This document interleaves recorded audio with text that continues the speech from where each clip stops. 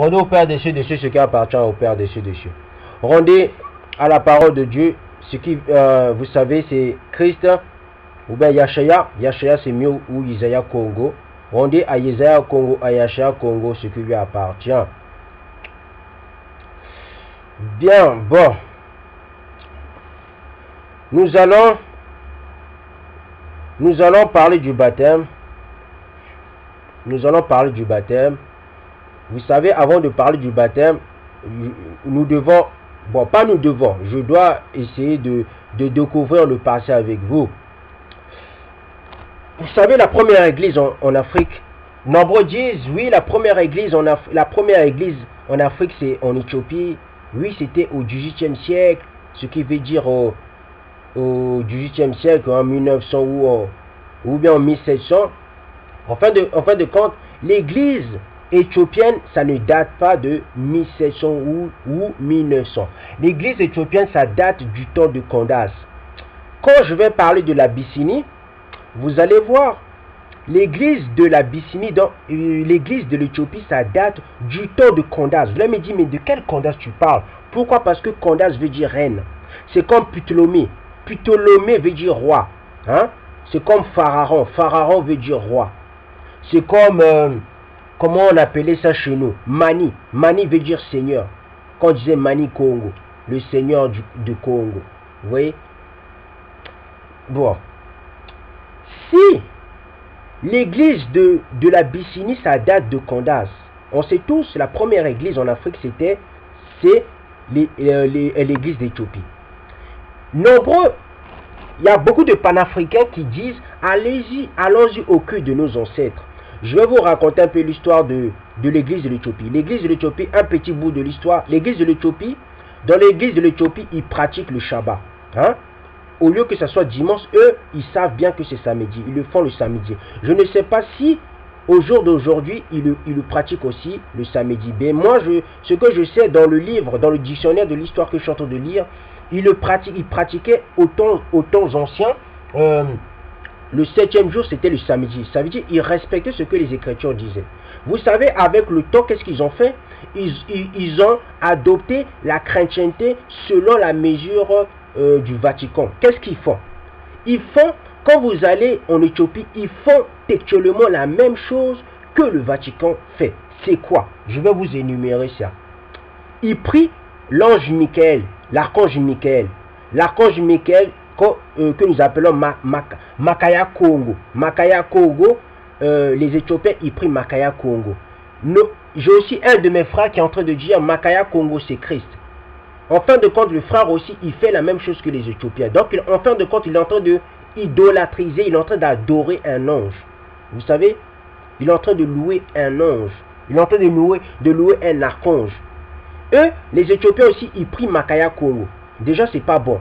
Ils font aussi le culte des anges, si vous ne savez pas ça. Les Éthiopiens aussi font le culte des anges dans leur église.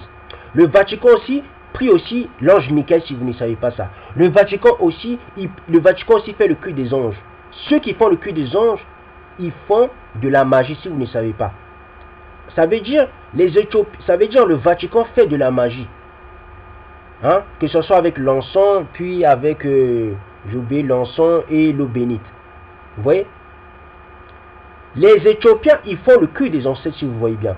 Et même les Éthiopiens, ils lisent aussi, quand les personnes meurent, ils prient aussi pour les morts. Donc, ils font des invocations pour les morts, si vous ne savez pas ça. C'est le culte des ancêtres, non? N'est-ce pas? Prier pour les morts, aller parler avec des gens qui sont morts. On sait tous que les gens qui sont morts, ils sont morts. Ils peuvent même plus dialoguer même avec vous. Je ne sais pas pourquoi.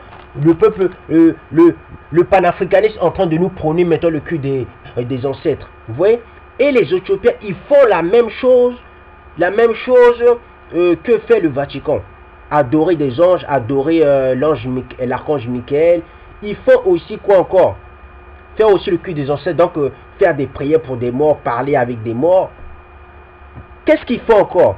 Quand vous allez à Rome, vous voyez, il y a une des bâtiments de Rome qui a été construit en forme de serpent. Hein, vous voyez, c'est construit en forme de serpent. En Éthiopie aussi, on adore aussi un serpent. Vous voyez, en Éthiopie, ils font aussi le culte d'un serpent. Ceux qui n'adorent pas ce serpent, ou bien ceux qui font du n'importe quoi avec ces serpents, on les tue. Vous voyez? Et le Vatican aussi fait la même chose. C'est ça le culte des ancêtres. Bon, nous allons y revenir quand nous allons parler de l'histoire de l'Éthiopie. Hein? Nous allons revenir. Ben, je vais terminer par ça. Par Adulis. Adulis, c'est un site archéologique d'Érythrée. Et dans ce site-là, ça raconte l'histoire du peuple d'Engala. Ça raconte l'histoire de la Galilée. Ça raconte l'histoire de la RDC, donc du Royaume du Nord. Hein? Je vais essayer de prendre ce livre-là, ce document, je vais essayer de le prendre, je vais lire. Et quand je finirai de lire, je ferai une vidéo dessus. Je parlerai de l'histoire d'Engala. D'accord? Bien. Aux temps anciens, tout le monde savait bien que l'Engala, c'était le Royaume du Nord. Tout le monde le savait. Tout le monde savait que c'était des Israélites. Tout le monde le savait. Tout le monde savait que les Ngala, ils sont partis à plusieurs fois en esclavage. Que ce soit avec Nabucodonosor, que ce soit avec les autres. Les Grecs le savaient très bien. D'accord? On nous dit, la première mention d'Adulis se trouve au 1er siècle avec Pline l'Ancien, selon qui la ville aurait été fondée par des esclaves fugitifs égyptiens. Vous voyez? Vous allez me dire, qui sont ces esclaves fugitifs égyptiens? C'était les Bantous. La ville décrit vers la même époque dans le périple de la mer Érythrée, qui évoque notamment son rôle dans le commerce d'esclaves et d'ivoire. Ptolémée au 2e siècle semble parler des Adulitae comme d'une entité indépendante. Quand vous lisez un livre, peu importe quel livre que vous lisez, quand vous entendez les esclaves fugitifs des Égyptiens, je répète bien, quand vous entendez dans ces livres européens des esclaves fugitifs égyptiens, directement il faut penser aux 12 tribus d'Israël. D'accord? Quand vous lisez ça, quand nous allons parler de l'histoire des Juifs, au temps des Juifs en Égypte, vous allez voir, vous allez comprendre ce que je suis en train de dire. Bien. Le premier écrit durant le 2e siècle. Cosmas Indico Plestes vers 520 rapporte une inscription connue comme le Monumentum Adulitanum qui regroupe 2 documents du 3e siècle. Le premier est écrit durant la 27e année du règne d'un roi Aksumite, non identifié vend ses victoires au sud et au nord d'Aksum. Le second évoque les succès militaires de Ptolémée III, 245-222 avant JC, obtenus par des éléphants de guerre capturés dans la région. Une œuvre du 4e siècle traditionnellement attribuée à Palladius de Galatie mentionne le voyage de l'auteur en Inde afin de découvrir la philosophie brahmane, accompagné sur une partie de son trajet par un certain Muse ou Moïse, évêque d'Adulis. Je vais lire ces documents-là, parce que ces documents, ça recèle, j'espère, ça recèle plein de... ça recèle l'histoire d'Engala, ça recèle l'histoire du Royaume du Nord, j'espère. Dans l'autre partie, nous allons un peu lire ce que quand je vous disais les Européens, les Grecs et les Romains faisaient du trafic, faisaient du commerce avec en Afrique occidentale. Vous allez voir, je vais lire un peu ce document. Vous allez voir que je ne mens pas. Vous allez voir que les Grecs, ils connaissaient bien le Royaume Congo, d'accord? Nombreux vont dire le Royaume Congo a été fondé en 1300, c'est faux. Le Royaume Congo a été fondé quand Moïse est sorti de l'Égypte. Donc il y a 3000 ans de cela. Ou bien il y a 1600 avant Jésus-Christ, avant JC. D'accord? C'est quand Moïse est sorti, c'est là ils ont fondé les 12 tribus d'Israël. D'accord? Donc le Royaume Congo. Le Royaume Congo ne date pas de 1300, c'est faux. Le Royaume Congo, ça date de 3000 ans avant JC. D'accord? Ça fait très longtemps. Parce que quand on envoie, ils aiment beaucoup lire Wikipédia. J'ai des pros de Wikipédia. Ils aiment beaucoup aller faire des recherches sur Wikipédia. Moi, le document que je vais lire bientôt, ça ne sort pas de Wikipédia, c'est un livre, d'accord? Même le document de Adulis, ça ne sort pas de Wikipédia. Ce sont des preuves archéologiques que je vais lire. Le livre là, je vais le lire et quand je finirai de lire, si je trouve l'histoire du peuple de la Galilée antique, donc de la RDC, parce que la RDC c'est la Galilée antique, parce que quand vous regardez les cartes antiques, vous voyez la Galilée, d'accord? La Galilée, ça se trouve en RDC.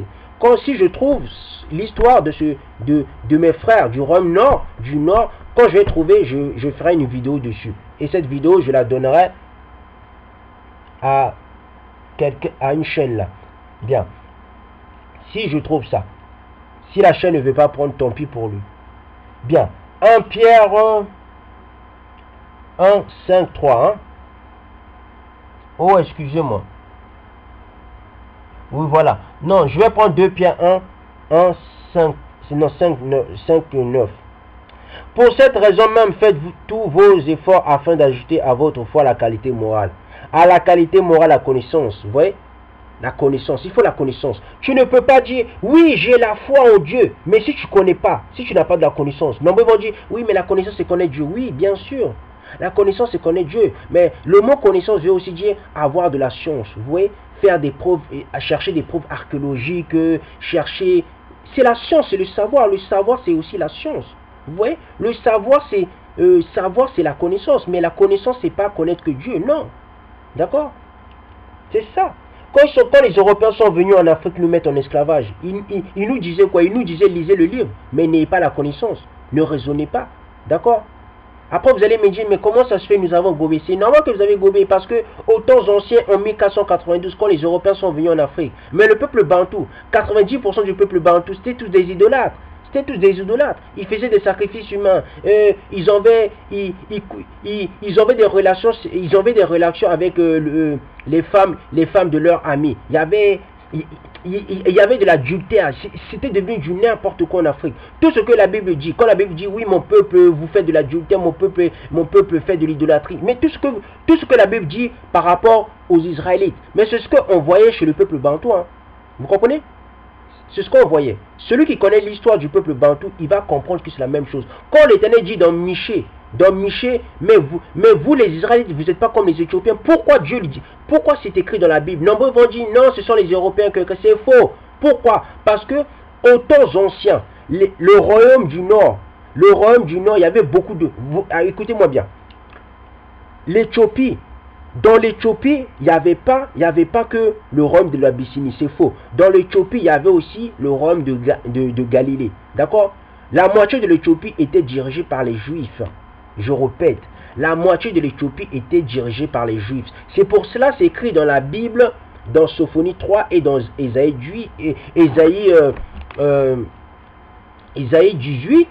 Écoutez-moi bien. C'est pour ça que c'est écrit dans Sophonie. Non, c'est pour ça que c'est écrit dans Sophonie 3 et dans Ésaïe 18 et dans Michée. Michée, comme Michée dit ça là. Parce que ce sont des preuves historiques. Hein.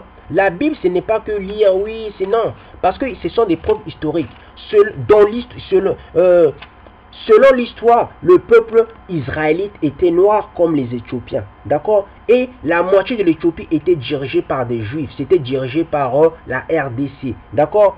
Quand Michée 9 dit, c'est dit, n'êtes-vous pas pour moi comme des Éthiopiens israélites? Pourquoi c'est dit cela?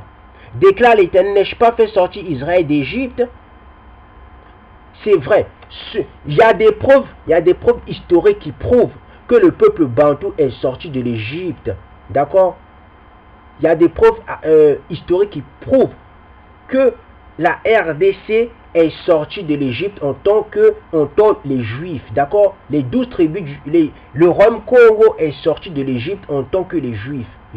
Moi, je vais lire, quand je vais parler des vrais Juifs, vous allez voir. Vous allez voir, comme Michée 9, 7 dit, c'est la même chose que vous trouvez dans l'histoire antique. D'accord? Dans l'histoire antique qui prouve, hormis la Bible, dans la vraie histoire, dans les vrais déroulements de l'histoire, vous allez voir que quand Michée 9, 7 dit, n'êtes-vous pas pour moi comme les Éthiopiens, les Israélites? Pourquoi? Parce que les Éthiopiens, parce que la moitié de l'Éthiopie était dirigée par les Juifs, c'était dirigé par la RDC, c'était dirigé par le royaume du Nord. Avant, l'Éthiopie, c'était dirigé par les Juifs, d'accord? Vous comprenez? Après, quand on dit, n'ai-je pas fait sortir Israël d'Égypte, c'est vrai. Selon l'histoire, il y a des Grecs qui disent que l'Engala, donc la RDC, ils sont sortis de l'Égypte en tant que des Juifs. Même le mongala, ça veut dire, en réalité, ça veut dire exilé. Mais je vais aller lire les documents de mon frère jumeau Chimba. Hein? Je vais aller lire les documents de mon frère jumeau Chimba. Je vais lire un peu, parce que le frère les disait, l'Ingala, ça veut dire exilé. D'accord? Et quand les Juifs sont sortis de l'Égypte, on les appelait les exilés. On les appelait les Égyptiens, si vous ne savez pas ça. D'accord? Je répète. Quand les Juifs sont sortis de l'Égypte, on les appelait les Égyptiens exilés. Comment on va appeler les Israélites des Égyptiens exilés, sachant que soi-disant les Israélites sont blancs? Comment on va appeler des Égyptiens qui sont noirs? Comment on va appeler les Israélites en tant qu'Égyptiens? Ça veut dire, on sait tous, apparemment les Israélites sont blancs. Mais comment on va appeler les Israélites noirs? C'est pour dire que les vrais Israélites sont noirs. D'accord? Bien, quand nous allons parler de l'histoire du peuple noir, vous allez voir. Bien, nous allons prendre 1 Corinthiens 1. 1 Corinthiens 1. Non, je vais d'abord terminer cela et par la suite, nous allons prendre 1 Corinthiens 1. D'accord? Vers 2 Pierre 1. 6. À la connaissance, à la maîtrise de soi. À la maîtrise de soi, la persévérance. À la persévérance, la piété. À la piété, l'amitié fraternelle. À l'amitié fraternelle, l'amour. En effet, si ces qualités sont en vous et se développent, elles ne vous laissent pas inactives ni stériles pour la connaissance de notre Seigneur Christ. Vous comprenez? En fin de compte, pour connaître qui... Regardez, parce qu'il faut que j'explique bien. Bon, je vais d'abord finir ce verset, hein, verset 9. Quant à celui qui ne possède pas ces qualités, il est aveuglé par sa myopie. Vous comprenez? Je répète, parce que je vous avais dit, moi je suis quelqu'un, quand je dis quelque chose, il faut qu'on se comprenne bien. J'explique tellement trop bien, comme si vous n'arrivez pas à comprendre, moi je ne peux rien faire. D'accord? Dans le verset 9, on dit, quant à celui qui ne possède pas ces qualités, il est aveuglé par sa myopie. Aveuglé, vous voyez, c'est quoi une personne aveuglée, non? C'est une personne qui n'arrive pas à voir. On lui dit, regarde, lis. Il dit, je ne comprends pas. Il dit, je ne vois pas. Vous voyez, c'est ça. Le peuple bantou, ce sont des aveugles. Je pense maintenant, c'est ça que je vais dire. Je vais plus dire ce sont les malades mentaux. Je vais maintenant dire ce sont des aveugles. D'accord? Je ne me moque pas des gens qui sont aveugles. Non, loin de là. Par ses qualités, il est aveuglé par sa myopie. Il oublie qu'il a été purifié de ses anciens péchés. D'accord? Celui qui est aveugle, il est dans le péché. Celui qui est aveugle, il n'a pas la connaissance. Pour connaître Christ, qu'est-ce qu'il faut faire? Il y a des étapes. On dit pour connaître Christ, il faut avoir la connaissance. On ne dit pas la connaissance de Christ, non, on dit la connaissance. Dans le mot l'esprit de connaissance, j'ai déjà fait une vidéo sur l'esprit de connaissance. J'ai fait 7 vidéos, 3 ou 5 vidéos sur l'esprit de la connaissance. D'accord? Je vous ai décrit c'est quoi la connaissance. Donc pour connaître Christ, il faut avoir la connaissance, il faut avoir l'esprit de connaissance. Il faut aussi avoir la connaissance dans la maîtrise de soi, être contrôlé, se contrôler. C'est aussi persévérer. Persévérer, c'est avoir l'esprit de sagesse, donc être patient. C'est avoir aussi la piété. Il faut aimer aussi ses frères. Donc, il faut avoir l'amitié fraternelle. Il faut aimer ses frères bantou. C'est aussi avoir l'amour. L'amour de ses frères. Parce que c'est ça l'amour fraternel.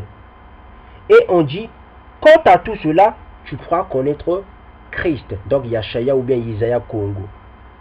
Ces gens qui n'ont pas la connaissance, ce sont des aveugles. C'est pour ça que Christ disait, quand vous connaîtrez la vérité va vous libérer.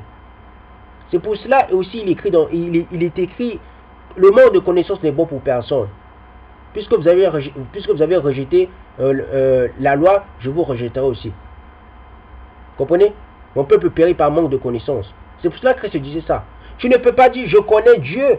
Tu ne peux pas dire oh je prie Dieu. Oh, si tu n'as pas de la connaissance. La connaissance c'est, il y a plein de choses dans la connaissance. C'est découvrir des choses. La connaissance c'est quoi encore la connaissance? C'est avoir les chances. La connaissance c'est être un guide. La connaissance il y a 5 degrés ou bien 6 degrés de la connaissance. D'accord?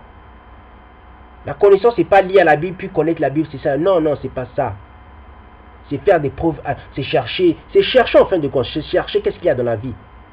Nous sommes dans ce temps, nous sommes dans un temps. J'ai ma soeur Marie, elle a une capacité de chercher des choses bizarrement, je ne sais pas comment elle fait, je ne sais pas si elle a une équipe, mais elle arrive à faire des choses bizarres, elle arrive à chercher des choses bizarres, elle a de la connaissance, cette sœur, en fin de compte. Vous comprenez? Bon, excusez-moi si je dis en fin de compte, mais elle a de la connaissance. Parce qu'elle cherche des choses bizarrement, je ne sais pas comment elle fait. D'accord? Elle a de la connaissance. En fin de compte, elle est arrivée à un niveau qui fait en sorte qu'elle est devenue une guide. Mais une femme ne doit pas guider des hommes. Ça, c'est une abomination. Mais c'est une guide.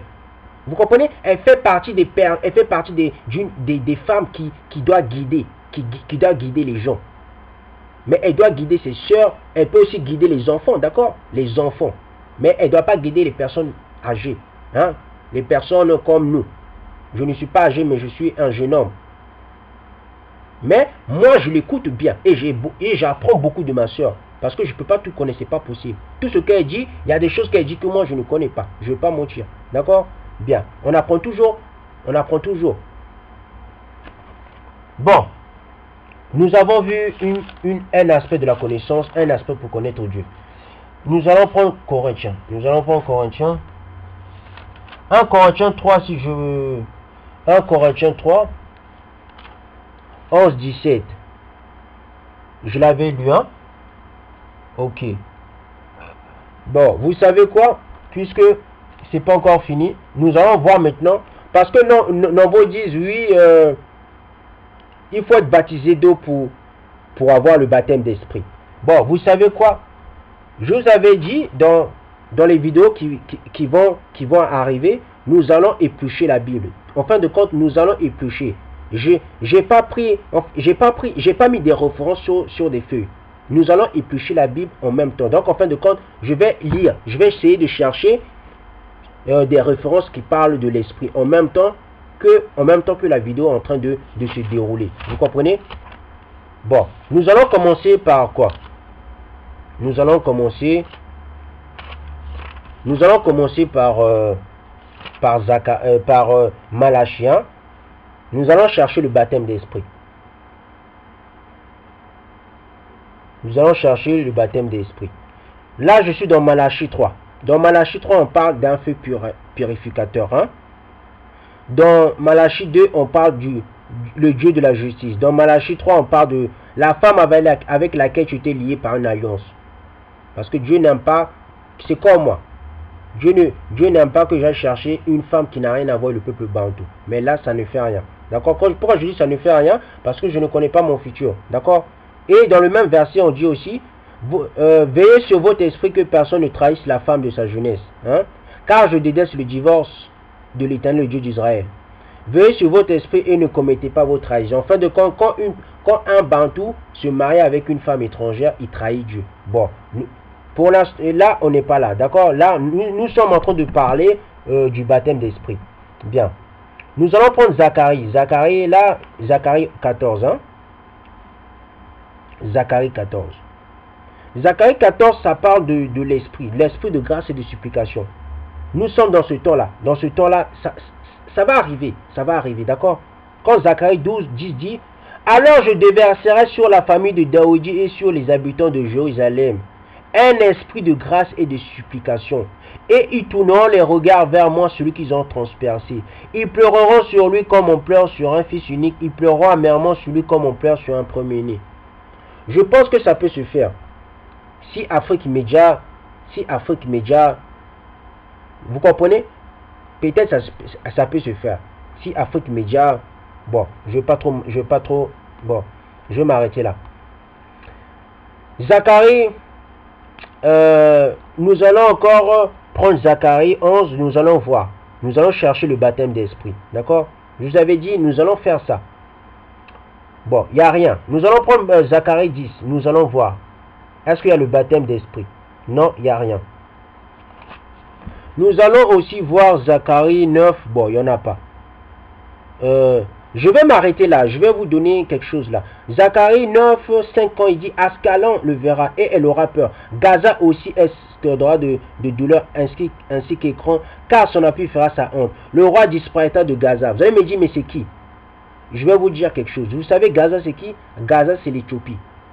La Gaza antique. Hormis, parce que dans les cas, vous allez voir, oui, la Gaza, ça se trouve en Mozambique. Mais hormis ça, il y a une tribu qui s'appelle Gaza en Éthiopie. D'accord? Je répète. Il y a une tribu qui s'appelle Gaza en Éthiopie. Quand Zacharie 9, 5 dit, car son appui fera sa honte. Le roi disparaîtra de Gaza et Ascalon ne sera plus habité. Ça, c'était en Éthiopie. D'accord? Ça, c'est l'Éthiopie, ça.